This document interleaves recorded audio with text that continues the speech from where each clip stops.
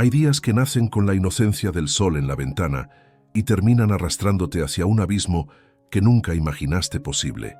Para Sofía Mendoza, aquella mañana comenzó como cualquier otra en su universo de 5 años, un mundo construido con risas cristalinas, carreras descalzas por los jardines de la mansión familiar y preguntas interminables que solo una niña curiosa sabe hacer.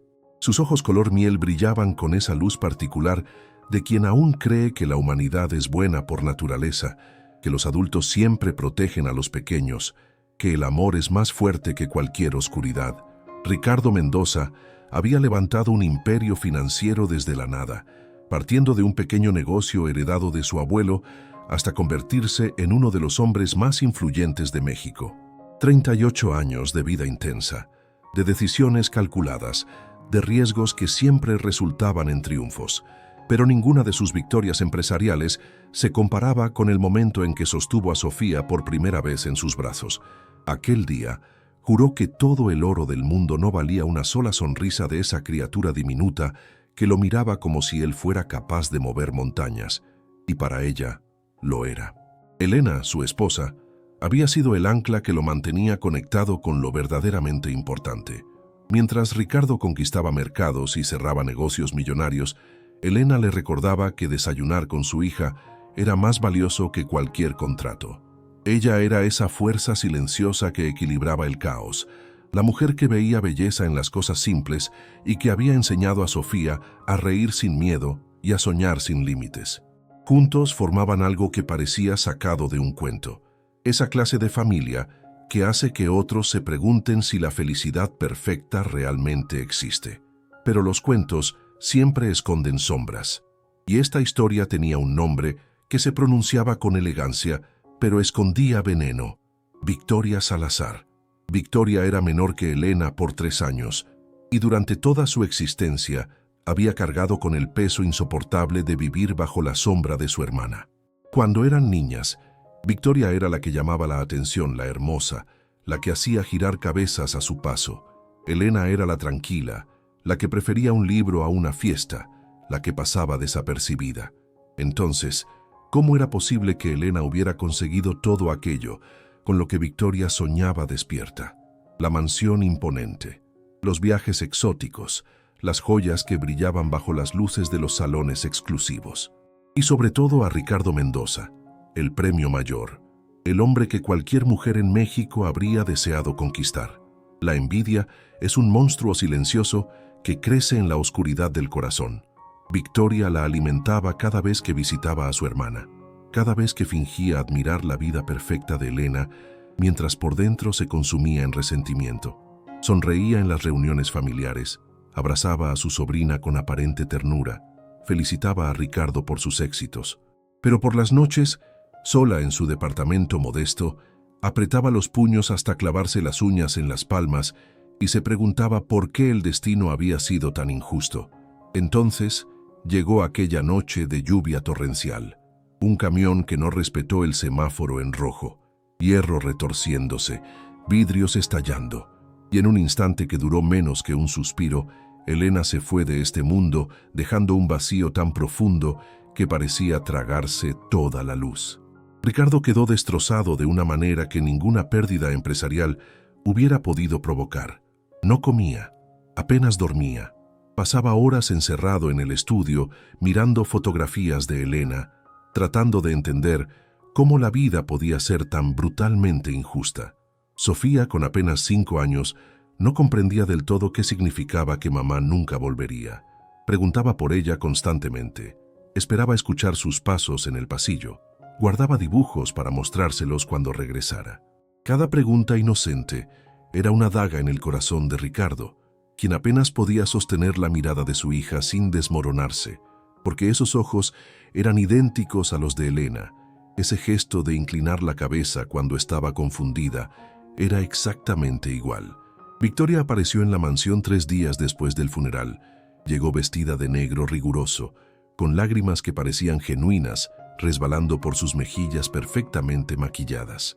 Abrazó a Ricardo con esa mezcla precisa de dolor compartido y apoyo incondicional. Le dijo que Elena había sido su única hermana, su mejor amiga, que haría cualquier cosa por honrar su memoria, cuidando de Sofía, mientras Ricardo intentaba recomponerse. Y Ricardo, sumergido en un océano de dolor donde apenas podía mantener la cabeza fuera del agua, aceptó esa mano extendida sin cuestionar las intenciones detrás de ella. Durante las primeras semanas, Victoria interpretó su papel a la perfección. Consolaba a Ricardo cuando los recuerdos lo aplastaban. Jugaba con Sofía aunque la niña lloraba llamando a su madre. Se ocupaba de asuntos domésticos que Ricardo no tenía fuerzas para atender. Pero mientras todos veían a una tía devota cumpliendo con su deber familiar, Victoria estaba calculando cada movimiento como una jugadora de ajedrez que planea un jaque mate devastador. Tenía acceso temporal a las cuentas de la empresa familiar como vicepresidenta interina. Revisaba documentos legales sobre herencias, estudiaba las cifras que hacían que su pulso se acelerara con una mezcla de codicia y determinación. Si Elena había muerto, la única heredera de toda esa fortuna monstruosa era Sofía, una niña de 5 años que recibiría miles de millones cuando cumpliera la mayoría de edad. Miles de millones que Victoria consideraba le pertenecían por derecho, no a una mocosa mimada que ni siquiera entendía el valor del dinero. La idea llegó como un susurro venenoso en medio de la noche. Al principio intentó rechazarla, diciéndose que había límites que incluso alguien como ella no debería cruzar. Pero el pensamiento regresaba una y otra vez, cada vez más fuerte, más seductor, más irresistible. Y la codicia, cuando se alimenta con resentimiento acumulado durante décadas, puede transformar a cualquiera en algo irreconocible. Le tomó exactamente 23 días planear cada detalle. Estudió mapas del desierto de Sonora, ese infierno de arena y sol implacable donde la vida se aferra a la existencia con uñas y dientes. Investigó las minas de Santa Rosa, un complejo abandonado décadas atrás, tan remoto que ni los cartógrafos se molestaban en actualizarlo. Leyó sobre tiempos de supervivencia en condiciones extremas para una niña pequeña. 3 días, quizás 4 con mucha suerte. Después de eso, el calor, la deshidratación y los depredadores harían su trabajo. El martes elegido amaneció con un cielo despejado que parecía burlarse de lo que estaba por venir. Ricardo tenía una junta crucial en otra ciudad, algo relacionado con salvar una de sus empresas que tambaleaba sin su atención constante. Estaría fuera todo el día, regresando entrada la noche. Perfecto. Victoria esperó hasta que el auto de Ricardo desapareció por el camino de entrada antes de acercarse a Sofía, que jugaba en su habitación con muñecas que ya no le parecían tan interesantes como antes de que mamá se fuera. Le dijo que harían un viaje especial, solo ellas dos. Irían a buscar flores silvestres del desierto, esas que crecen en lugares imposibles, para llevarlas a la tumba de mamá. Sofía, que extrañaba a Elena con una intensidad física que le dolía en el pecho cada mañana al despertar, se entusiasmó con la idea. Confiaba en tía Victoria porque era la hermana de mamá, porque los adultos de la familia no hacen daño a los niños, porque su mundo todavía funcionaba bajo reglas que creía inquebrantables. Partieron cuando el sol apenas comenzaba su ascenso.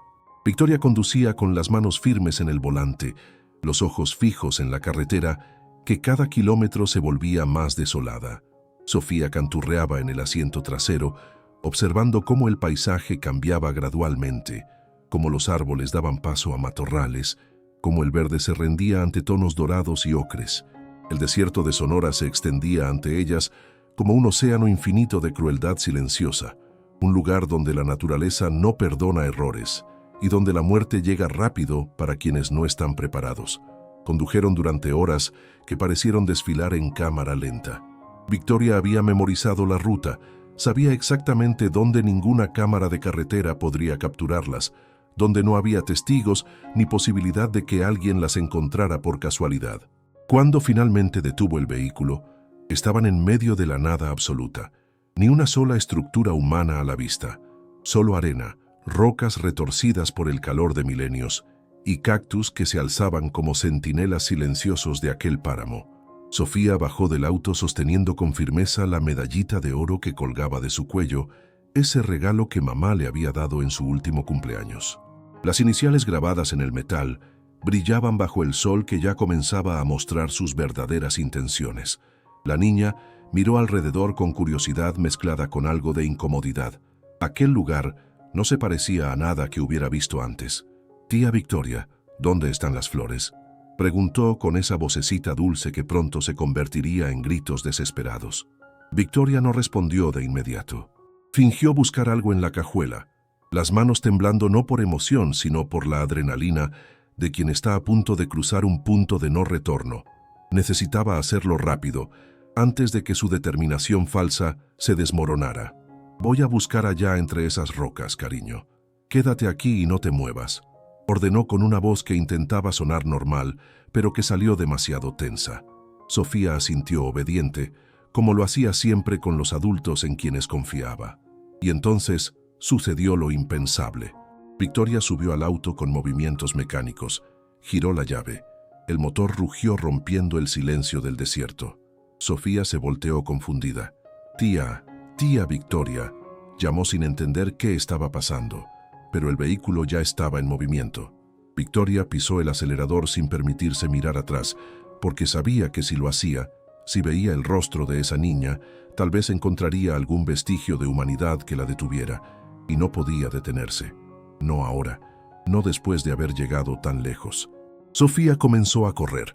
Sus piececitos descalzos golpeaban la arena ardiente, levantando pequeñas nubes de polvo. Sus brazos se extendían hacia el auto que se alejaba cada vez más rápido. Su voz se elevó en un grito que rasgó el aire inmóvil del desierto. «Tía, no me dejes, por favor, vuelve. No me dejes aquí sola», suplicaba con una desesperación que ningún niño debería conocer jamás. Corrió hasta que sus pulmones ardieron como si hubiera tragado fuego. Corrió hasta que sus piernas se negaron a seguir sosteniéndola. Corrió hasta que el auto no fue más que un punto minúsculo en el horizonte ondulante, hasta que ni siquiera el sonido del motor podía distinguirse del silencio absoluto que la rodeaba. Y entonces Sofía Mendoza, de 5 años de edad, se detuvo en medio del desierto de Sonora, completamente sola, rodeada de kilómetros y kilómetros de nada, sin agua, sin comida, sin refugio, sin nadie que supiera dónde estaba. Se dejó caer de rodillas sobre la arena que quemaba su piel, abrazándose a sí misma, meciéndose hacia adelante y hacia atrás, mientras las lágrimas formaban caminos en sus mejillas cubiertas de polvo. El sol comenzó su descenso, pintando el cielo con tonos naranjas y rojos que en cualquier otra circunstancia habrían sido hermosos. Pero para Sofía, esos colores solo marcaban el paso del tiempo hacia algo aterrador. Pronto oscurecería, y ella no sabía qué pasaba en el desierto cuando caía la noche. Mientras tanto, Victoria conducía de regreso a la ciudad ensayando su historia. Diría que Sofía había sido raptada mientras jugaban en un parque público. Gritaría, lloraría, se derrumbaría de manera convincente. Ya tenía preparada la cronología, los detalles que hacían creíble una mentira, incluso algunas lágrimas reales que había practicado frente al espejo. Y cuando Ricardo estuviera lo suficientemente destrozado, lo suficientemente vulnerable, ella estaría ahí para consolarlo, para volverse indispensable, para eventualmente reclamar lo que consideraba suyo por derecho. Era el plan perfecto, o eso creía ella, porque lo que Victoria Salazar no sabía, lo que jamás podría haber imaginado en sus peores pesadillas, es que hay cosas en este mundo que desafían toda lógica. Que la voluntad de vivir de un ser humano, especialmente de un niño, puede ser más fuerte que cualquier adversidad, que el desierto guarda misterios que la mente racional no puede explicar, y que algunos espíritus se niegan a rendirse incluso cuando todas las probabilidades están en su contra. La noche cayó sobre Sofía como un manto helado. El contraste térmico del desierto es brutal, pasando de un calor que derrite la piel a un frío que penetra hasta los huesos. La niña temblaba incontrolablemente, escuchando sonidos que no podía identificar, aullidos lejanos, crujidos misteriosos, el viento susurrando entre las rocas como voces fantasmales. Pero mientras Sofía enfrentaba su primera noche en el infierno, mientras Victoria conducía hacia la ciudad practicando su papel de tía destrozada, y mientras Ricardo permanecía ajeno en su reunión de negocios, a que su mundo estaba a punto de desmoronarse nuevamente, algo extraordinario estaba por comenzar. Porque esta no es solo una historia sobre abandono y maldad, es una historia sobre supervivencia contra todo pronóstico, sobre vínculos improbables que trascienden las barreras de las especies, sobre un padre que se negaría a aceptar lo inaceptable, y sobre una niña pequeña que descubriría dentro de sí una fuerza que ni ella misma sabía que poseía. El desierto había recibido a Sofía con intenciones de devorarla. Pero lo que no sabía es que estaba a punto de forjar a la sobreviviente más improbable que jamás había conocido. La primera noche en el desierto fue una eternidad condensada en horas. Sofía nunca había experimentado un miedo tan absoluto, tan visceral, que parecía tener vida propia y la devoraba desde adentro. Cuando el sol desapareció completamente tras el horizonte, el desierto se transformó en algo irreconocible. El calor asfixiante que durante el día había castigado su piel se dio paso a un frío cortante que la hacía tiritar sin control. Se acurrucó contra una roca, intentando conservar algo de calor corporal, apretando sus rodillas contra el pecho, los dientes castañeando con tanta fuerza que pensó que se romperían. Lloró llamando a su madre con una desesperación que rasgaba el silencio nocturno. Llamó a su padre rogando que apareciera como siempre lo hacía cuando tenía pesadillas. Incluso llamó a tía Victoria, sin comprender todavía la magnitud de la traición, pensando que tal vez había sido un error terrible y que regresaría por ella. Pero el desierto solo le devolvía el eco de su propia voz quebrada, y a lo lejos, el aullido escalofriante de coyotes que la hacían encogerse aún más contra la roca. Pero hay algo extraordinario en los niños que los adultos suelen olvidar. Poseen una voluntad de vivir tan primitiva, tan fundamental, que desafía cualquier lógica. Cuando el sol volvió a alzarse al día siguiente trayendo consigo ese calor implacable que hacía ondular el aire, Sofía se puso de pie. Sus piernas temblaban. Su garganta ardía de sed hasta el punto de que tragar era una agonía. Pero se levantó de todas formas y comenzó a caminar. No tenía idea hacia dónde iba, solo sabía en lo más profundo de su ser que quedarse quieta bajo ese sol asesino equivalía a rendirse. Y los Mendoza no se rinden, le había dicho su madre incontables veces. Entonces caminó, arrastrando los pies descalzos sobre arena que quemaba como brasas, buscando algo, lo que fuera, que le diera una mínima oportunidad de sobrevivir. Había caminado durante lo que parecieron siglos, cuando las manchas oscuras comenzaron a invadir su visión. El mundo se balanceaba peligrosamente. Sus rodillas amenazaban con ceder. Fue entonces cuando lo vio, una abertura entre formaciones rocosas, una entrada oscura que prometía sombra, frescor, un respiro de ese sol que parecía empeñado en destruirla. No sabía que estaba mirando una de las antiguas minas de Santa Rosa, estructuras excavadas décadas atrás por hombres que buscaban plata y habían abandonado el lugar cuando las vetas se agotaron. Sofía se arrastró hacia la entrada con las últimas fuerzas que le quedaban. El interior era oscuro y olía a tierra húmeda y metal oxidado. Tuvo que esperar varios minutos hasta que sus ojos se ajustaran a la penumbra.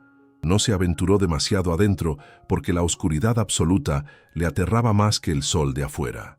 Se quedó cerca de la entrada, donde aún llegaba suficiente luz para ver, y fue ahí donde encontró su salvación temporal. Latas viejas de metal dispersas por el suelo de la mina. Alguien las había dejado allí hacía años, quizás décadas. Algunas contenían agua de lluvia acumulada, agua turbia con sabor a óxido y tierra, pero agua al fin. Sofía bebió desesperadamente, tosiendo, ahogándose casi, pero bebiendo como si cada sorbo fuera lo único que la mantenía atada a la vida. Aquel refugio improvisado se convirtió en su hogar. Durante los primeros días, Sofía apenas se movió. Permanecía acurrucada en su rincón oscuro, tomando pequeños sorbos de agua cuando la sed se volvía insoportable, llorando en silencio, esperando que alguien, quien fuera, viniera a rescatarla. Pero nadie llegaba. El desierto seguía indiferente, ajeno al sufrimiento de una criatura tan pequeña. Fue durante la segunda semana cuando ocurrió algo que cambiaría todo. Sofía había salido de la mina al atardecer buscando cualquier cosa comestible. Su estómago rugía con tanta violencia que le provocaba náuseas. Había perdido peso de manera alarmante. Sus huesos comenzaban a sobresalir bajo una piel quemada por el sol. Estaba examinando un cactus preguntándose si podría comer algo de él cuando escuchó el sonido. Pasos suaves sobre la arena. Múltiples pasos. Se quedó completamente inmóvil, el pánico recorriendo su columna vertebral, como electricidad. Entonces los vio. Ojos que brillaban en la penumbra del crepúsculo. Amarillos, intensos. Acercándose lentamente. Una coyote hembra, delgada pero musculosa, su pelaje color arena perfectamente adaptado al entorno, y detrás de ella, 2 cachorros pequeños que tropezaban sobre sus propias patas mientras intentaban seguir a su madre. Sofía debería haber corrido, debería haber gritado. Cualquier adulto le habría dicho que los coyotes eran peligrosos, que eran depredadores, pero en ese momento, mirando a esa madre animal con sus crías, Sofía solo sintió un reconocimiento profundo. Ambas estaban solas en ese lugar hostil. Ambas intentaban sobrevivir. Ambas entendían el peso de la soledad. «Por favor, no me hagas daño», susurró con una voz tan débil que apenas se escuchó. La coyote inclinó la cabeza estudiándola. Había algo inexplicable en ese momento, una conexión que trascendía el instinto y la razón. La hembra había perdido a sus otras crías semanas atrás, devoradas por un puma mientras ella cazaba. Su instinto maternal seguía intacto, buscando desesperadamente algo en qué volcarse, y ahí estaba esa cría humana, frágil y asustada, sola como ella misma. La coyote se acercó cautelosamente.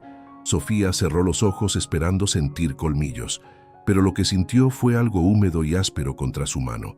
La estaba olfateando, reconociéndola, y entonces, en un acto que desafiaba toda comprensión científica, el animal se echó a una distancia prudente. No demasiado cerca, respetando el espacio, pero lo suficientemente cerca para que Sofía sintiera su presencia protectora. Esa noche, por primera vez desde el abandono, Sofía no tembló de frío. Durmió enrollada cerca del calor del animal, y cuando despertó al amanecer la coyote había desaparecido.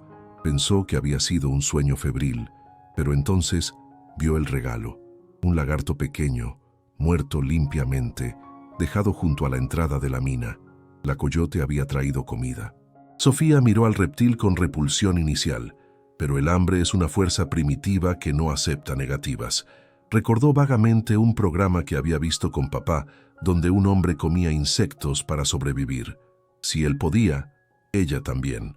Con manos temblorosas preparó el lagarto lo mejor que pudo y comió. Cada bocado fue una batalla contra su estómago, que intentaba rechazarlo, pero se obligó a tragar porque entendía instintivamente que sin alimento no habría mañana. Así comenzó la rutina más improbable jamás documentada. Cada mañana, Sofía encontraba algo dejado para ella. Lagartos, pequeños roedores, una vez incluso un trozo de fruta de nopal que la coyote había arrancado cuidadosamente, evitando las espinas. Sofía comenzó a llamarla Luna, porque solo aparecía cuando caía la oscuridad y sus ojos brillaban como discos plateados en la noche. Pero Luna no solo alimentaba a Sofía, la protegía con una ferocidad maternal que hubiera conmovido a cualquier observador. Otras manadas de coyotes ocasionalmente se acercaban atraídas por el olor, pero Luna los enfrentaba con gruñidos amenazantes que dejaban claro que esa niña humana estaba bajo su protección. Un día un puma se acercó demasiado, y Sofía observó aterrorizada mientras Luna se lanzaba contra el felino mucho más grande. La pelea fue brutal, rápida, y Luna salió con heridas profundas.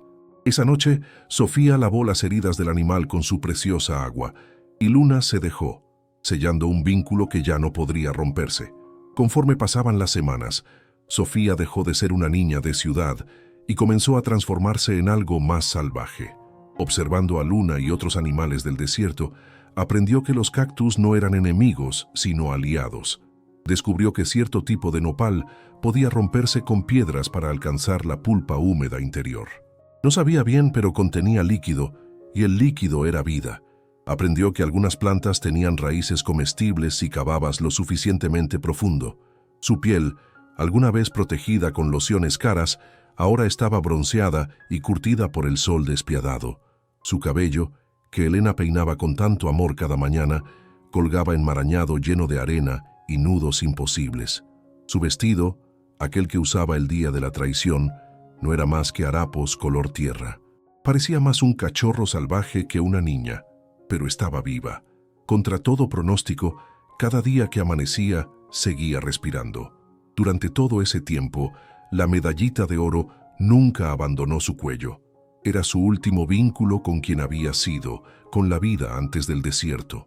En las noches más duras, cuando la desesperanza amenazaba con devorarla, sostenía esa medallita y susurraba hacia ella como si fuera un amuleto mágico capaz de devolverla a casa. Las iniciales grabadas se habían vuelto su mantra. Ricardo Mendoza. Papá. Algún día él vendría. Tenía que venir. Pero mientras Sofía se convertía en algo que ningún manual de supervivencia podría explicar, a 300 kilómetros de distancia, su padre vivía su propio infierno. Ricardo Mendoza era una cáscara del hombre que alguna vez fue. Había invertido millones en la búsqueda. Carteles con el rostro de Sofía cubrían cada esquina del país. Ofreció recompensas tan exorbitantes que cualquiera podría jubilarse con solo encontrarla. Pero no había pistas. Nada. Como si su hija hubiera sido tragada por la tierra misma. La historia de Victoria sobre el secuestro en el parque parecía sólida al principio. Había cámaras que mostraban un vehículo sospechoso. Había testigos que recordaban haber visto algo extraño. Pero Ricardo era un hombre que había construido imperios leyendo entre líneas, detectando inconsistencias. Y algo en el relato de su cuñada no encajaba del todo. Una sensación visceral que no podía ignorar. Mientras Ricardo comenzaba a sospechar de la persona en quien más había confiado, Sofía entraba en su tercer mes en el desierto. Tercer mes que médicamente era imposible. Tercer mes que desafiaba toda estadística de supervivencia infantil. Y fue precisamente en ese tercer mes cuando apareció la segunda salvación. Takoda llevaba 72 años caminando por esas tierras. Era uno de los últimos de su tribu. Un hombre que había elegido la soledad de las montañas sobre la vida moderna que no comprendía ni deseaba comprender. Conocía el desierto de Sonora como un músico conoce su instrumento, cada pliegue, cada secreto, cada lugar donde la vida se aferraba tercamente a existir. Bajaba ocasionalmente para recolectar hierbas medicinales que solo crecían en zonas específicas. Fue durante una de esas expediciones cuando notó algo anómalo. Humo, delgado pero inconfundible, elevándose cerca de las viejas minas de Santa Rosa. Eso era imposible. Nadie iba hasta allí. Estaba demasiado alejado, demasiado peligroso. La curiosidad, esa vieja compañera que nunca lo abandonaba, lo impulsó a investigar. Lo que encontró lo dejó completamente inmóvil. Una niña, pequeña, delgada como una rama seca, cubierta de mugre de pies a cabeza. Sus ojos enormes lo miraban con el terror instintivo de un animal salvaje. Y junto a ella, protegiéndola agresivamente, una coyote que mostraba los colmillos en clara advertencia. Takoda se quedó quieto procesando lo imposible. ¿Cómo había llegado esa criatura hasta aquí? ¿Cómo seguía viva?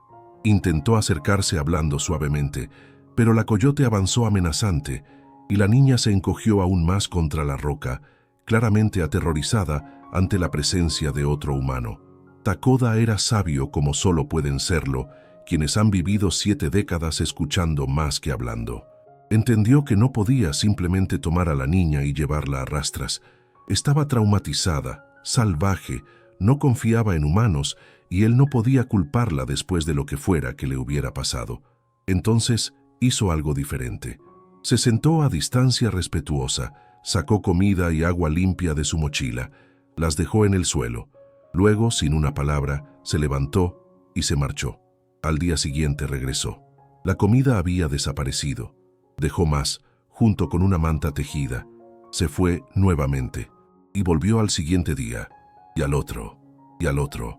Lenta, muy lentamente, Sofía comenzó a entender que ese anciano extraño no pretendía dañarla, que solo traía cosas buenas y luego desaparecía respetuosamente.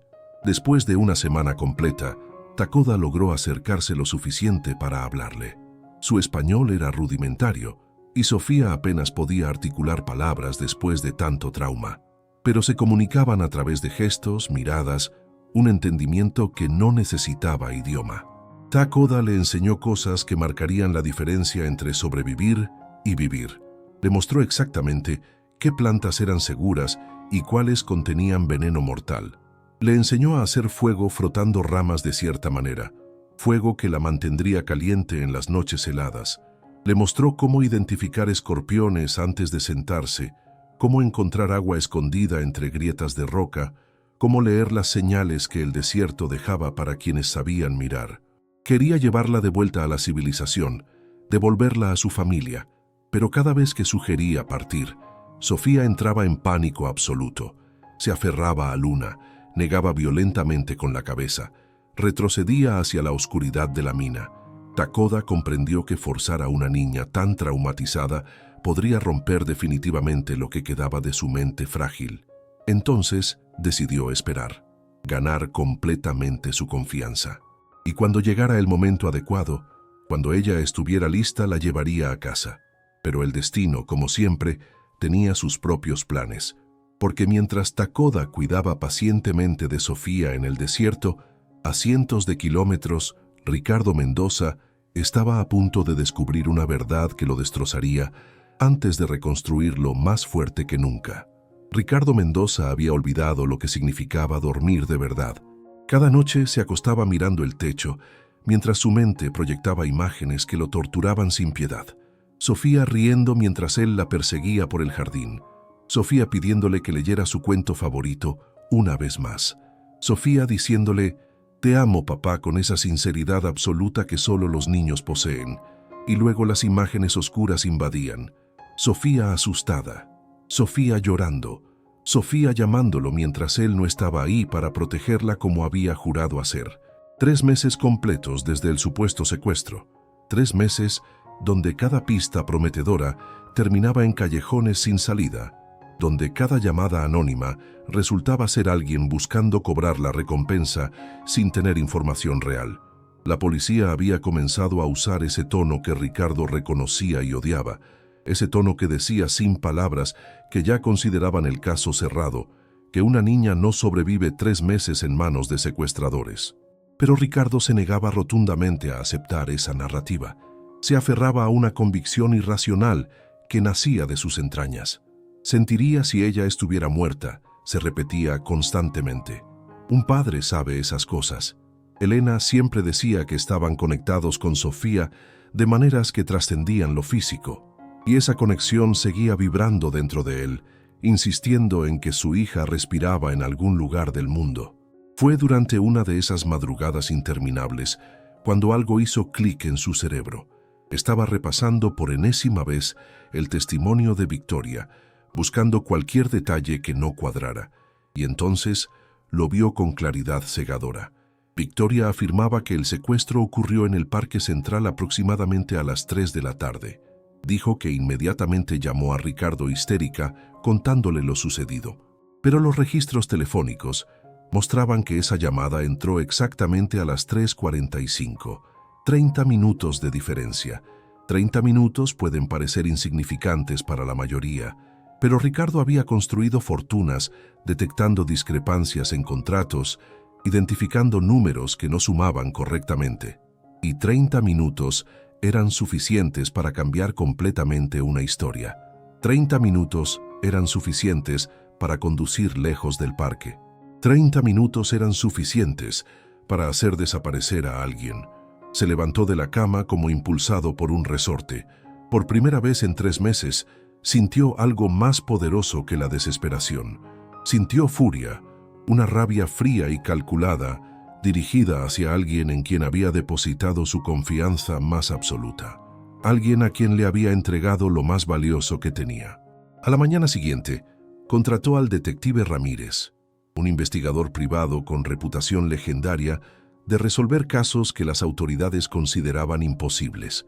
Ramírez tenía 45 años, cabello canoso prematuramente y ojos que parecían capaces de ver a través de cualquier mentira. Había trabajado en homicidios, desapariciones, fraudes corporativos. Si había algo oscuro escondido, él lo encontraría. «Necesito que investigues a alguien», dijo Ricardo cuando se reunieron en su oficina privada. Su voz había cambiado. adquiriendo un filo metálico que no existía antes. Mi cuñada, Victoria Salazar. Ramírez alzó una ceja pero no mostró sorpresa. En su experiencia, los crímenes más oscuros frecuentemente involucraban a quienes estaban más cerca. La única testigo del secuestro, observó en voz alta. La única testigo, confirmó Ricardo, y había algo en su tono que hizo que Ramírez entendiera que ese hombre ya sabía la verdad en su corazón, solo necesitaba las pruebas para confirmarlo. Y pruebas fueron exactamente lo que Ramírez desenterró. Era excepcional en lo que hacía, meticuloso hasta la obsesión. Comenzó donde la policía se detuvo, pero fue mucho más profundo, excavando en lugares que las investigaciones oficiales nunca tocaban. Analizó cada transacción financiera de Victoria en los meses previos y posteriores a la desaparición. Recuperó mensajes borrados de su teléfono. Rastreó sus movimientos a través de cargos en tarjetas de crédito. Y ahí estaba, brillando como evidencia incriminatoria. Transacciones en una estación de servicio, no en la ciudad, no cerca del Parque Central, donde supuestamente ocurrió el secuestro, sino a 200 kilómetros hacia el norte, en dirección al desierto de Sonora. El día exacto de la desaparición, a una hora que correspondía perfectamente con esa ventana inexplicable de 30 minutos. Ramírez cavó más hondo aún. Encontró mensajes eliminados en el teléfono de Victoria, dirigidos a cuentas bancarias en paraísos fiscales, mensajes hablando sobre eliminar obstáculos y asegurar el futuro económico. Encontró registros de búsquedas en Internet sobre leyes de herencia, sobre tutela legal, sobre qué sucedería con el patrimonio de Ricardo si algo le pasara a Sofía. Pero la evidencia más devastadora vino de cámaras de tráfico en carreteras secundarias. Cámaras que la policía nunca revisó porque estaban demasiado lejos del supuesto lugar del crimen. Cámaras que capturaron el vehículo de Victoria, inconfundiblemente el suyo, conduciendo hacia el desierto y regresando horas después, completamente sola. Cuando Ramírez presentó toda esta evidencia meticulosamente organizada, Ricardo perdió el control que siempre había mantenido con tanto cuidado. Golpeó el escritorio con tal fuerza que la madera maciza se agrietó. Rugió con una voz que no reconocía como suya, un sonido animal de dolor y furia combinados. Luego se derrumbó en su silla, enterró el rostro en las manos y sollozó de una manera que hizo que incluso Ramírez, acostumbrado a ver lo peor de la humanidad, apartara la mirada incómodo. «Ella tenía a mi hija», susurró entre sollozos. «Le confié a mi niña, y ella la llevó al desierto como si fuera basura que descartar». No pudo terminar la frase. No necesitaba hacerlo. Ambos comprendían perfectamente lo que Victoria había hecho. La pregunta ahora era dónde exactamente había abandonado a Sofía. Y la pregunta que desgarraba el corazón de Ricardo era si después de 3 meses existía alguna posibilidad de que su hija siguiera respirando. Ramírez colocó una mano firme en el hombro de Ricardo. «Señor Mendoza, necesitamos confrontarla inmediatamente, antes de que sospeche que estamos investigando y destruya más evidencia o intente huir del país». Ricardo se recompuso con la velocidad de alguien acostumbrado a controlar sus emociones en situaciones de crisis. El dolor se transformó en determinación helada. Organizaron la confrontación cuidadosamente. Ricardo llamó a Victoria con el pretexto de discutir una fundación benéfica que crearían en memoria de Elena y Sofía. Victoria llegó puntual como siempre, vestida de negro riguroso, interpretando su papel de tía devastada con precisión ensayada. «Ricardo querido», dijo con esa voz suave y consoladora que había perfeccionado, «te ves agotado. Deberías descansar más, dejar que otros carguen parte del peso». «Siéntate, Victoria», ordenó Ricardo sin inflexión emocional. Estaba sentado detrás de su escritorio con las manos entrelazadas, mirándola de una manera que hizo que algo en el estómago de Victoria se retorciera con incomodidad. Algo andaba muy mal. Entonces notó a Ramírez apoyado casualmente contra la pared. «¿Quién es él?», preguntó con voz que intentaba sonar curiosa, pero salió demasiado tensa. «Detective Ramírez», respondió Ricardo. «Tiene algunas preguntas para ti». Lo que siguió fue una demolición sistemática. Ramírez era implacable, presentando cada evidencia metódicamente, cortando cada excusa antes de que Victoria pudiera formularla completamente. Los registros de la gasolinera, los mensajes borrados, las cámaras de tráfico, la discrepancia temporal, todo expuesto bajo una luz que no dejaba espacio para dudas. Victoria intentó negar al principio, inventó excusas cada vez más desesperadas, acusó a Ramírez de falsificar evidencias, sugirió que Ricardo estaba enloqueciendo por el dolor y veía conspiraciones donde no existían, pero conforme más pruebas eran presentadas, sus defensas se desmoronaban como castillos de arena bajo la marea. Fue cuando Ricardo se puso de pie que Victoria supo que todo había terminado. Él caminó lentamente alrededor del escritorio, cada paso resonando en el silencio tenso. Se detuvo frente a ella mirándola desde arriba, con una expresión que combinaba desprecio absoluto con algo aún más aterrador, decepción profunda. «¿Dónde está mi hija?», dijo con voz peligrosamente baja. «¿Dónde dejaste a mi hija, Victoria?». Y fue en ese momento que Victoria se quebró completamente. Tal vez fue el peso insoportable de la culpa acumulada. Tal vez fue simplemente el terror de las consecuencias que enfrentaría. Comenzó a llorar, no lágrimas de remordimiento, sino de pánico puro. «No tuve opción», sollozaba histéricamente. «Ella iba a heredar todo. Todo debería haber sido mío. Elena siempre tuvo todo y yo quedé con nada. ¿Dónde está mi hija?», rugió Ricardo, perdiendo finalmente toda contención. La agarró por los hombros sacudiéndola. Ramírez tuvo que intervenir físicamente, separándolos antes de que Ricardo hiciera algo irreversible. «Desierto de Sonora», Victoria escupió las palabras entre sollozos. «Cerca de las minas de Santa Rosa. La dejé allí». «Pero fue hace 3 meses, Ricardo. Tienes que entender, ella no puede haber sobrevivido. El desierto es imposible, era solo una niña pequeña, sin agua ni comida y...». No terminó porque Ricardo se lanzó nuevamente hacia ella con una furia homicida. Esta vez tomó a 3 personas para contenerlo mientras Victoria gritaba disculpas vacías que nadie escuchaba. Ramírez ya estaba al teléfono llamando a las autoridades. Ricardo no se quedó para verla arrestada. En el momento en que ella dijo minas de Santa Rosa, ya estaba en movimiento. «Señor Mendoza», intentó decir Ramírez con gentileza genuina, 3 meses es demasiado tiempo. En el desierto, especialmente para una niña.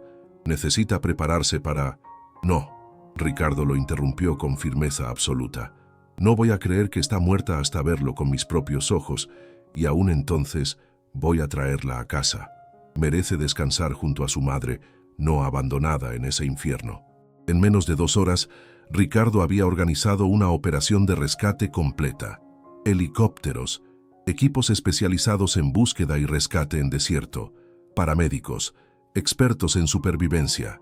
No escatimó en ningún gasto porque el dinero carecía completamente de significado comparado con la posibilidad, por mínima que fuera, de encontrar a su hija. El vuelo hacia la región del desierto de Sonora pareció extenderse eternamente. Ricardo miraba por la ventanilla del helicóptero hacia esa extensión infinita de desolación abajo. ¿Cómo podría alguien sobrevivir ahí?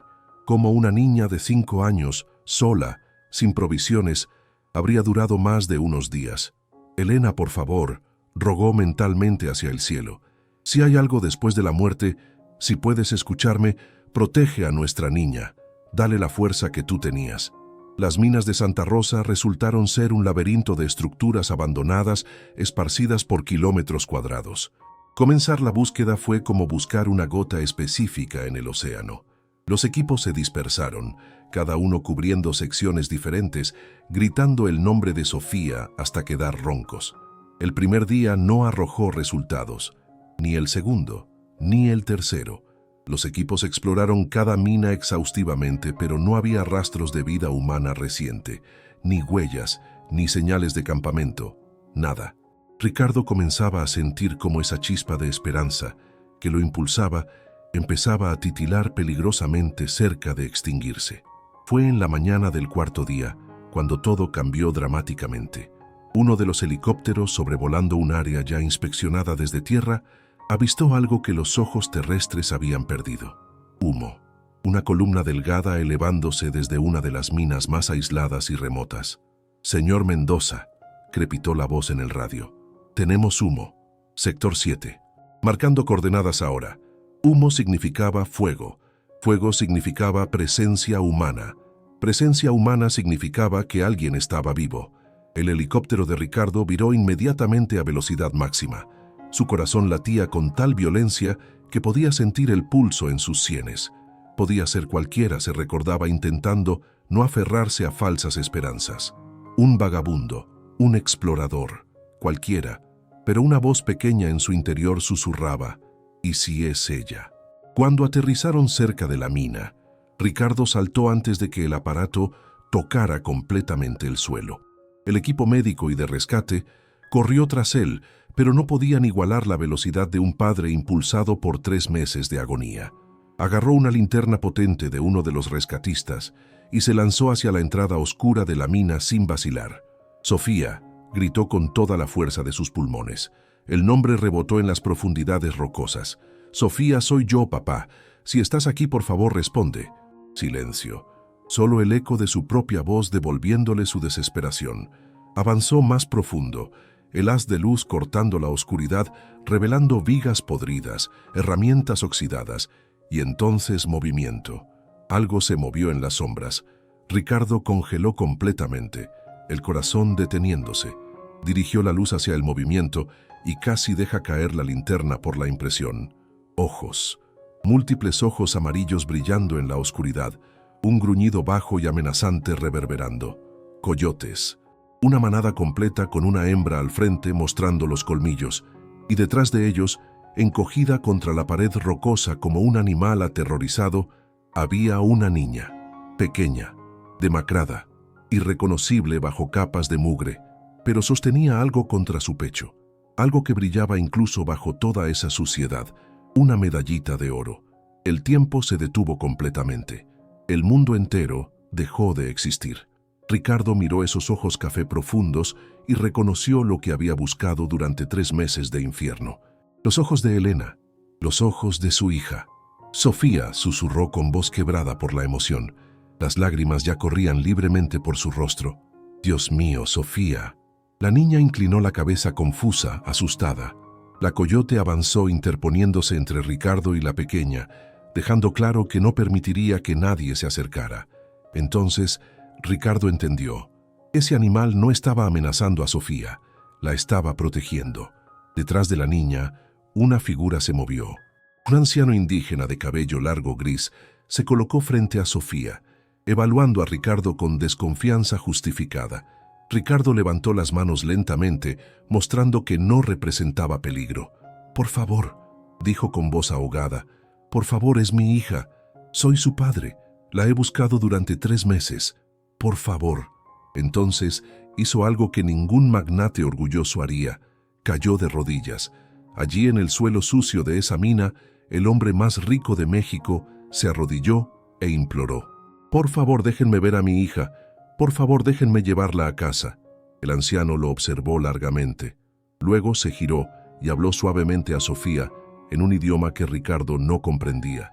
La niña lo miró, luego miró a Ricardo, sus ojos mostrando un reconocimiento confuso, como si intentara recordar algo importante enterrado bajo trauma. Ricardo comenzó a cantar. No lo pensó, simplemente brotó de él. La canción de cuna que cantaba a Sofía cada noche, la melodía que Elena había compuesto cuando Sofía era bebé. «Duerme mi niña, duerme mi sol, duerme pedazo de mi corazón». Algo mágico sucedió. Los ojos de Sofía se abrieron enormes. Su boca formó una pequeña O de sorpresa, y entonces, por primera vez en 3 meses eternos, habló. Una sola palabra tan baja que Ricardo apenas la escuchó, pero que resonó en su alma como un trueno. «Papá». Ricardo no recordaba haberse movido. Un instante, estaba arrodillado en la entrada de la mina, y al siguiente estaba corriendo, atravesando el espacio que lo separaba de su hija, como si el mismísimo infierno lo persiguiera. Luna gruñó intentando bloquear su camino, pero Takoda colocó una mano tranquilizadora sobre su cabeza, deteniéndola. El anciano había visto suficiente para comprender. Ese hombre no era una amenaza. Era el padre que la niña había llamado en sus pesadillas. Sofía estaba paralizada, sus ojos inmensos clavados en ese hombre que corría hacia ella.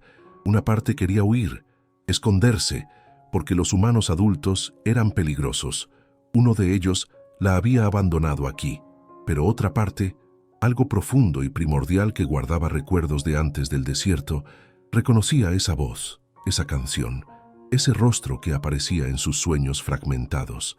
Y entonces Ricardo estaba allí, cayendo de rodillas frente a ella, sus manos temblando mientras alcanzaban su rostro, tocándola como si fuera de cristal frágil, como si temiera que desapareciera si parpadeaba. «Sofía», sollozó atrayéndola hacia sus brazos. «Mi niña, mi pequeña, estás viva. Dios santo, estás viva». Sofía se tensó inicialmente en el abrazo.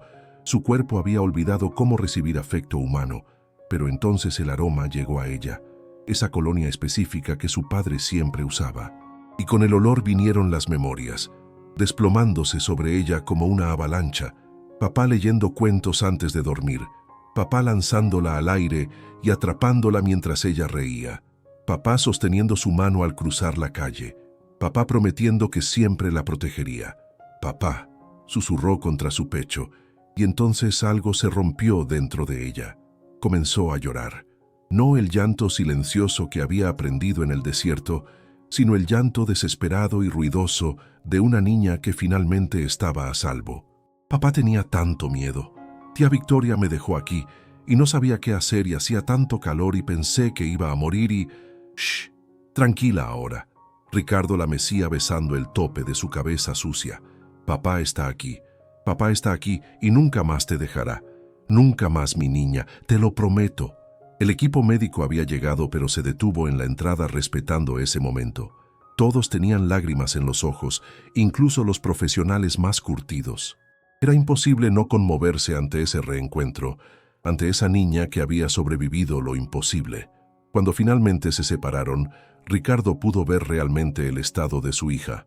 Estaba irreconocible, su piel quemada por el sol, descascarándose en algunas zonas, sus labios agrietados y sangrantes.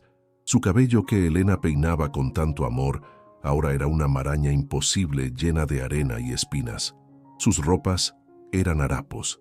Estaba tan delgada que Ricardo podía contar sus costillas. Pero estaba viva, respiraba, y nunca había visto nada más hermoso en toda su existencia. «Necesitamos llevarla al hospital», dijo uno de los paramédicos acercándose cautelosamente. Pero cuando se aproximó, Sofía se aferró a Ricardo con fuerza sorprendente. Y Luna gruñó nuevamente interponiéndose entre la niña y el extraño. «Está bien, Sofía». Ricardo la tranquilizó. «Son doctores. Van a cuidarte. Nadie te lastimará, lo prometo». Pero Sofía negaba violentamente con la cabeza. Señaló a Luna, luego a Takoda. «No puedo dejarlos», susurró. «Luna me salvó. Takoda me salvó. No puedo irme sin ellos». Ricardo miró a la coyote que había protegido a su hija, que había hecho lo imposible manteniéndola con vida. Miró al anciano indígena que la había cuidado cuando el resto del mundo la había abandonado. Se levantó todavía cargando a Sofía y caminó hacia Takoda. «Gracias», dijo con voz cargada de emoción. No sabía si el anciano entendía español completamente, pero algunas palabras trascienden idiomas. «Gracias por cuidar a mi hija. Gracias por no abandonarla. No sé cómo podré alguna vez pagar lo que hiciste». Takoda simplemente negó con la cabeza. Señaló al cielo, luego a Sofía. «Gran espíritu», dijo en español quebrado. «Ella fuerte. Ella sobrevivir porque espíritu fuerte». «Luna también», insistió Sofía con voz más firme. «Luna tiene que venir con nosotros. Ella es mi familia ahora». Ricardo miró a la coyote, a ese animal salvaje que inexplicablemente había desarrollado instinto maternal por una niña humana. «Entonces ella viene», decidió. «Todos ustedes vienen. Los cuidaré como ustedes la cuidaron». El vuelo de regreso fue delicado. Sofía estaba siendo monitoreada constantemente por paramédicos, recibiendo fluidos intravenosos, siendo evaluada minuciosamente. Estaba severamente deshidratada, desnutrida, tenía quemaduras solares de segundo grado, arañazos infectados, pero milagrosamente nada que no pudiera tratarse. Su cuerpo había sobrevivido. La preocupación real era su mente. Durante el vuelo, Sofía no soltó la mano de Ricardo ni un segundo. También vigilaba a Luna, que había sido levemente sedada y estaba en una jaula de transporte, y a Takoda, que permanecía quieto en una esquina claramente incómodo con toda esa tecnología moderna. ¿Qué hizo tía Victoria?, preguntó Sofía súbitamente con voz pequeña. ¿Por qué me dejó en el desierto, papá? Ricardo cerró los ojos, luchando por encontrar palabras que una niña de 5 años pudiera comprender. Palabras que explicaran la maldad humana sin destruir completamente su fe en la humanidad. Ella tomó una decisión muy mala, Sofía, una decisión basada en avaricia y envidia, pero va a pagar por esa decisión. Está arrestada y estará encerrada por mucho tiempo. ¿Va a estar sola en el desierto como yo estuve?, preguntó Sofía, y había algo en cómo lo dijo, una dureza que no debería existir en una voz tan joven. No exactamente así, Ricardo respondió cuidadosamente, pero estará en un lugar donde no puede lastimar a nadie más. Sofía permaneció en silencio un momento. Entonces dijo algo que dejó a Ricardo sin aliento. No quiero ser como ella, papá. Incluso después de todo lo que hizo, no quiero que sufra como yo sufrí. Eso me hace mala persona. Ricardo acercó a su hija todavía más, maravillado por la bondad que existía en ese corazón pequeño, incluso después de todo lo que había soportado. No, mi niña, eso te hace mejor de lo que ella será jamás. Eso te hace como tu madre. Elena siempre perdonaba, siempre veía lo mejor en las personas. Extraño a mamá, susurró Sofía. Soñaba con ella en el desierto. Me decía que fuera fuerte, que no me rindiera. Ella estaba contigo, Ricardo dijo con voz quebrada. Tal vez no de la forma que podemos ver, pero estaba ahí. Ella te protegió. Ustedes dos son las personas más fuertes que he conocido. En el hospital, Sofía pasó por innumerables exámenes. Los médicos estaban asombrados no solo por su condición, sino por el hecho de que hubiera sobrevivido. Hablaron sobre trauma, sobre terapia, sobre el largo camino de recuperación por delante. Pero también hablaron sobre resiliencia, sobre la capacidad extraordinaria de adaptación de los niños, sobre cómo Sofía tenía todas las posibilidades de llevar una vida normal, aunque las cicatrices emocionales siempre estarían presentes. Va a necesitar tiempo, explicó la psicóloga infantil asignada al caso, y paciencia. Pasó 3 meses sobreviviendo como animal salvaje. Tendrá comportamientos que pueden parecer extraños o aterradores. Puede no confiar en adultos fácilmente. Puede tener pesadillas, ataques de pánico, pero con amor, apoyo y terapia adecuada, puede recuperarse. Ricardo juró que ella tendría todo eso y más. Transformó una habitación de la mansión para que Sofía pudiera ver el cielo siempre que quisiera, porque tenía dificultad durmiendo en espacios completamente cerrados.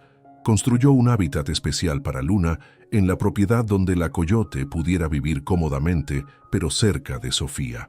Ofreció a Takoda una casa en la propiedad también, pero el anciano prefirió regresar a sus montañas, visitando ocasionalmente para ver cómo estaba su pequeña sobreviviente. Las primeras semanas fueron las más difíciles. Sofía tenía pesadillas cada noche, despertando gritando sobre ser abandonada, sobre el sol quemando su piel, sobre tener sed hasta no poder tragar más.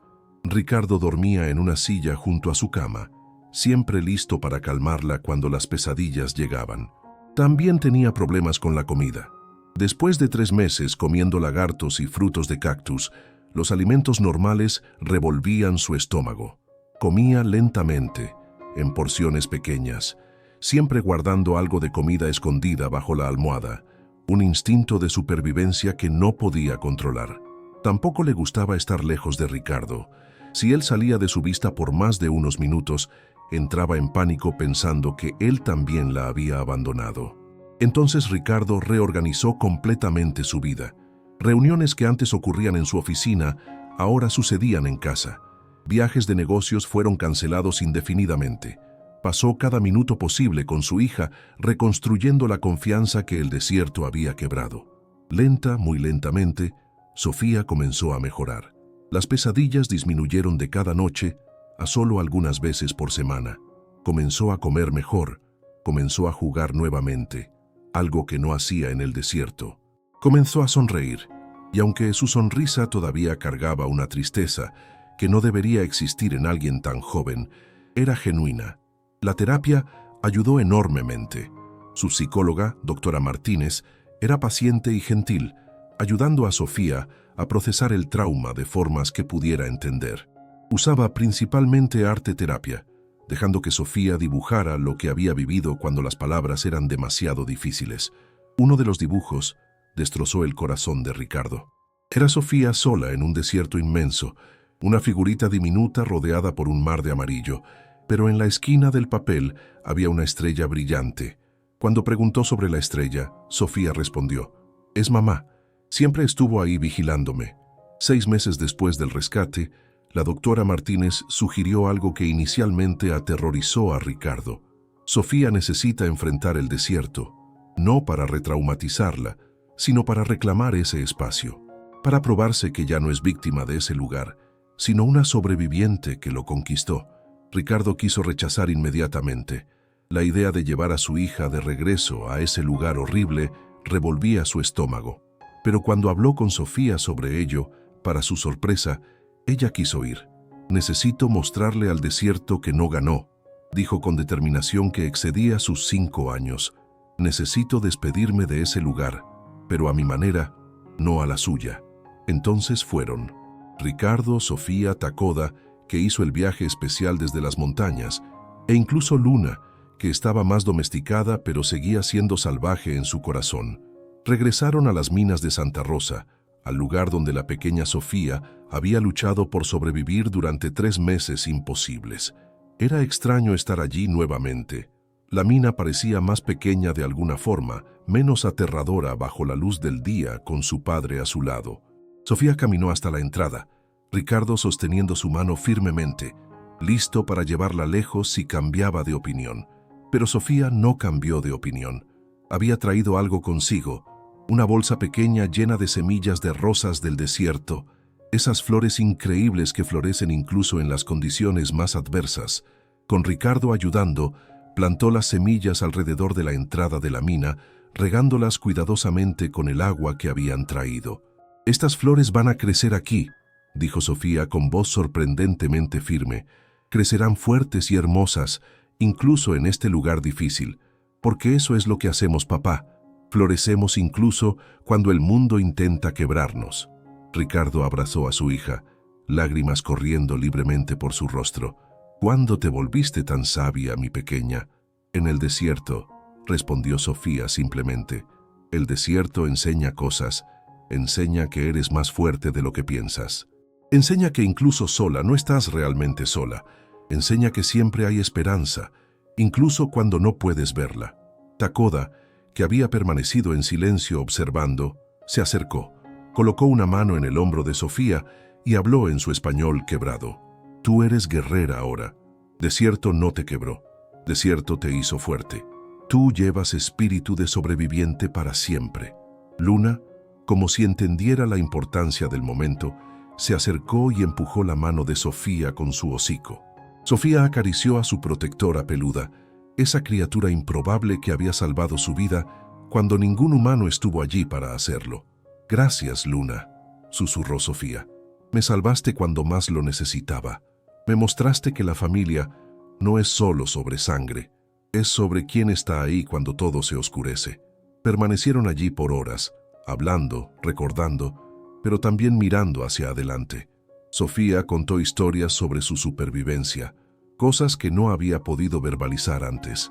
Ricardo contó sobre los 3 meses desesperados buscándola, sobre cómo nunca se rindió incluso cuando todos decían que debería hacerlo. Cuando finalmente fue momento de partir, Sofía miró atrás una última vez. Las semillas estaban plantadas. En algunos meses, flores comenzarían a crecer allí. Vida nacería en un lugar que había intentado quitarle la suya, y eso parecía correcto. Parecía ser un cierre. «¿Podemos volver a visitar las flores cuando crezcan?», preguntó Sofía mientras caminaban de regreso al helicóptero. «Cuantas veces quieras», prometió Ricardo. «Este lugar es parte de tu historia ahora, Sofía, y transformaste esa historia de algo terrible en algo de esperanza». De vuelta en la ciudad, la vida lentamente retornó a una nueva normalidad. Sofía regresó a la escuela, aunque con acomodaciones especiales y terapia continua. Otros niños sentían curiosidad sobre dónde había estado, sobre las cicatrices que aún marcaban sus brazos. Al principio Sofía permanecía en silencio, incómoda con la atención, pero eventualmente comenzó a compartir su historia. no todos los detalles oscuros, sino la esencia. Y otros niños que atravesaban situaciones difíciles, que se sentían solos o asustados, encontraban consuelo en sus palabras. Victoria fue juzgada y sentenciada a 25 años de prisión por intento de asesinato, secuestro, crueldad infantil y fraude. Intentó disculparse durante el juicio, pero sus palabras sonaron huecas. Ricardo estuvo presente, no para confrontarla, sino para ver que se hiciera justicia. Sofía no fue. Era demasiado joven, pero escribió una carta que fue leída en la corte. Tía Victoria, intentaste matarme. Me dejaste en un lugar donde debería haber muerto, pero no morí. Sobreviví. E incluso después de todo lo que hiciste, elijo no odiarte, porque el odio lastima más a quien lo siente que a quien lo recibe. Mamá me enseñó eso. Espero que algún día entiendas cuánto lastimaste a personas que te amaban. Espero que te conviertas en alguien mejor. Pero no voy a esperar por eso para ser feliz. Ya elegí ser feliz. La carta hizo llorar no solo a Victoria, sino a la mitad de la corte. La madurez y gracia de una niña de 5 años que había pasado por un infierno y salido del otro lado todavía capaz de perdonar, dejó a todos sin palabras. 2 años después del rescate, cuando Sofía tenía 7 años, Ricardo recibió una llamada que cambiaría el rumbo de sus vidas nuevamente. Era sobre Takoda. El anciano había sufrido un ataque cardíaco y estaba en el hospital. Era viejo. Su cuerpo finalmente cedía ante los años, pero tenía un último pedido. Quería ver a Sofía una vez más. Volaron inmediatamente al pequeño hospital cerca de las montañas donde Takoda vivía. El anciano estaba débil, conectado a máquinas, pero sus ojos brillaron cuando Sofía entró a la habitación. «Mi pequeña guerrera», susurró con voz débil pero llena de orgullo. «Creciste fuerte. Yo sabía que crecerías». Sofía sostuvo la mano arrugada del anciano, lágrimas cayendo por su rostro. «Me salvaste, Takoda. Cuando estaba lista para rendirme, apareciste. Me mostraste que todavía había bondad en el mundo». «No», Takoda negó débilmente con la cabeza. «Tú te salvaste. Yo solo ayudé un poco, tenías fuego dentro, fuego que nadie puede apagar». Takoda falleció esa noche pacíficamente, con Sofía y Ricardo a su lado. Fue como si solo estuviera esperando despedirse de su pequeña sobreviviente antes de partir. Ricardo organizó un funeral tradicional en las montañas, respetando las costumbres de su pueblo, y Sofía, con apenas 7 años, dio un discurso que nadie allí jamás olvidaría. «Takoda me enseñó que la familia no es solo quien nace contigo, es quien elige quedarse cuando más lo necesitas. Me enseñó que la fuerza no es nunca tener miedo, sino continuar incluso con miedo. Me enseñó que el desierto no es solo un lugar de muerte, sino también de vida si sabes dónde buscar. Voy a extrañarlo todos los días, pero lo honraré viviendo como él me enseñó, con coraje, con bondad y siempre buscando la luz, incluso en la oscuridad». En los años siguientes, Sofía y Ricardo crearon algo extraordinario juntos.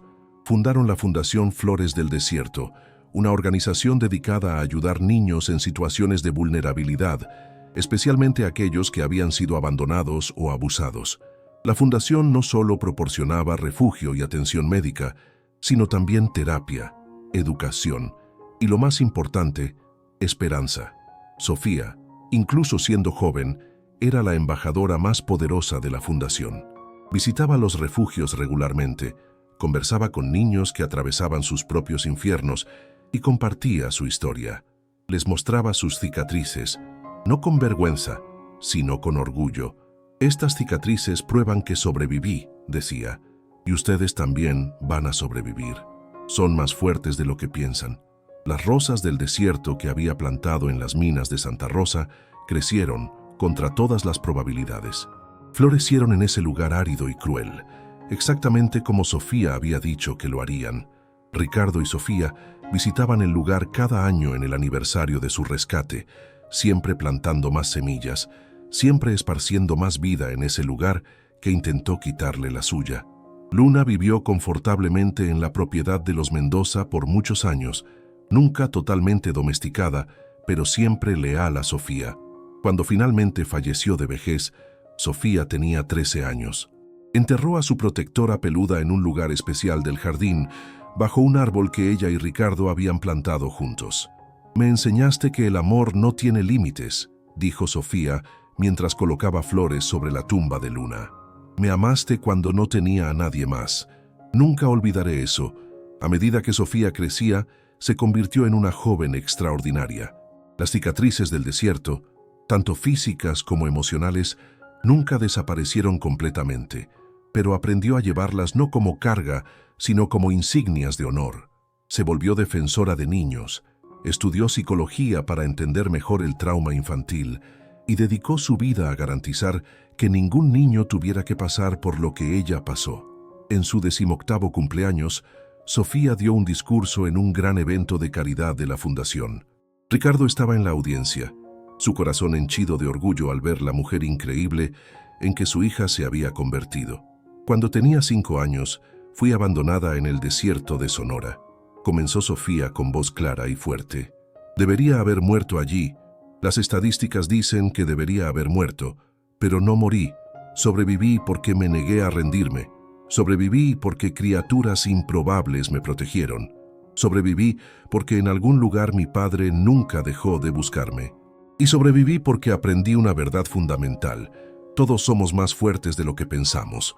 Hizo una pausa, sus ojos recorriendo la multitud. «¿Ven estas cicatrices?».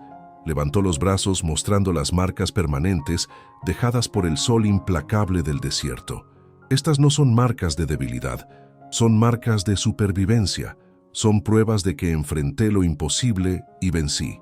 Y para cada niño aquí esta noche que está pasando por su propio desierto, sea literal o metafórico, quiero que sepan esto: ustedes también van a sobrevivir. Ustedes también van a florecer.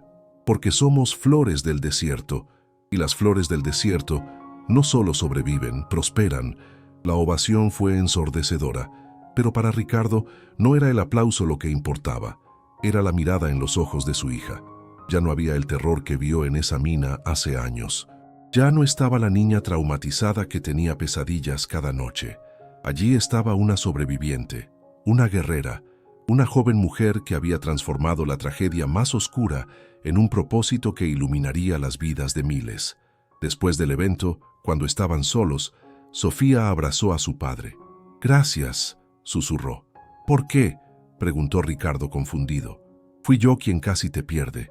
Fui yo quien confió en la persona equivocada. Gracias por nunca rendirte conmigo», dijo Sofía mirándolo a los ojos. «Gracias por buscarme cuando todos dijeron que era inútil. Gracias por cantar esa canción en la mina, porque fue eso lo que me hizo recordar quién era. Gracias por dejarme sanar a mi propio ritmo. Gracias por transformar nuestro dolor en algo que ayuda a otros. Y gracias por enseñarme que incluso en los momentos más oscuros, el amor siempre encuentra un camino de regreso a casa». Ricardo sostuvo a su hija, este milagro ambulante, esta prueba de que la esperanza nunca debe abandonarse. «¿Sabes qué diría tu madre si estuviera aquí?», preguntó con voz ahogada. «¿Qué?». «Diría que eres exactamente el tipo de persona que ella esperaba que fueras. Fuerte, compasiva, imparable. Diría que está orgullosa. Y yo digo lo mismo, Sofía. Estoy tan orgulloso de ti que a veces mi corazón parece que va a explotar». Años después, cuando la historia de Sofía fue finalmente compartida públicamente, se volvió sensación mundial. Películas fueron hechas sobre su supervivencia, libros fueron escritos, dio conferencias alrededor del mundo, pero siempre insistía que la historia no era solo sobre ella. «Es sobre Luna», decía, «una coyote que desafió sus instintos para proteger una cría de otra especie. Es sobre Takoda, un hombre que podría haber ignorado a una niña perdida, pero eligió ayudar. Es sobre mi padre, que gastó cada recurso que tenía y nunca se rindió. Es sobre la capacidad humana de resistir, de adaptarse, de sobrevivir contra todas las probabilidades. Y más importante, es sobre transformar trauma en triunfo, dolor en propósito». La Fundación Flores del Desierto creció exponencialmente, con filiales en varios países, ayudando miles de niños cada año. Cada refugio tenía un jardín de rosas del desierto, un recordatorio vivo de que la belleza puede florecer incluso en los lugares más improbables. Y allá en las minas de Santa Rosa, El lugar donde una niña de 5 años luchó por su vida, un jardín entero había crecido. Turistas visitaban ocasionalmente, maravillados por las flores vibrantes que crecían en suelo árido.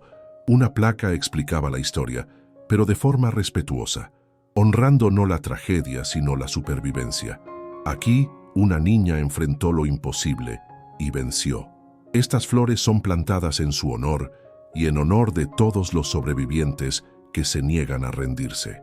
Que este lugar que una vez representó desesperación, ahora represente esperanza eterna. Sofía visitaba el lugar cada año, ya no con miedo o trauma, sino con reverencia. Ese desierto había intentado matarla, pero en cambio la había forjado en algo indestructible. Era una flor del desierto en todos los sentidos, habiendo encontrado no solo la fuerza para sobrevivir en las condiciones más adversas, sino la gracia para florecer. Y por las noches, cuando miraba las estrellas, a veces susurraba al cielo hacia su madre que creía estaba allá arriba cuidándola como había hecho en esas noches terribles en el desierto. Lo logré, mamá. Sobreviví. Y no solo sobreviví, viví. Transformé la cosa más oscura que me pasó en luz para otras personas. Soy tu hija, fuerte como tú eras. Soy la hija de papá, que nunca se rinde. Soy la alumna de Luna y Takoda, que me enseñaron sobre amor incondicional y supervivencia. Soy una flor del desierto, y las flores del desierto son indestructibles, y tal vez, solo tal vez, una estrella en el cielo brilló un poco más fuerte esa noche, como si estuviera respondiendo, como si estuviera diciendo, lo sé, mi niña, siempre supe que lo lograrías, y estoy tan orgullosa, porque al final esta no es una historia sobre abandono, es una historia sobre ser encontrada, no es una historia sobre desesperación, es una historia sobre esperanza que se niega a morir. No es una historia sobre una niña que fue víctima del desierto, es una historia sobre una niña que conquistó el desierto y emergió no quebrada, sino más fuerte, más brillante, más viva que nunca. Es una historia sobre flores que crecen donde no deberían, sobre amor que trasciende especies, sobre padres que nunca se rinden, sobre niños que son más resilientes de lo que cualquier adulto puede imaginar. Es la historia de Sofía Mendoza, la niña que fue abandonada en el desierto y se convirtió en la flor más fuerte que jamás floreció. Y si esta historia te conmovió, si te inspiró, si te recordó que siempre hay esperanza, incluso en los momentos más oscuros, te invito a que te suscribas a este canal y dejes tu like en este video. Comparte esta historia con alguien que necesite escuchar que puede sobrevivir a su propio desierto. Porque todos llevamos flores dentro esperando la oportunidad de florecer. Todos tenemos fuerza que no sabemos que poseemos hasta ser probados. Y todos tenemos la capacidad de transformar nuestras cicatrices en sabiduría, nuestro dolor en propósito, nuestra oscuridad en luz para otros. Gracias por acompañarme en este viaje extraordinario. Nos vemos en la próxima historia. Hasta entonces, recuerda, eres más fuerte de lo que crees y siempre hay esperanza.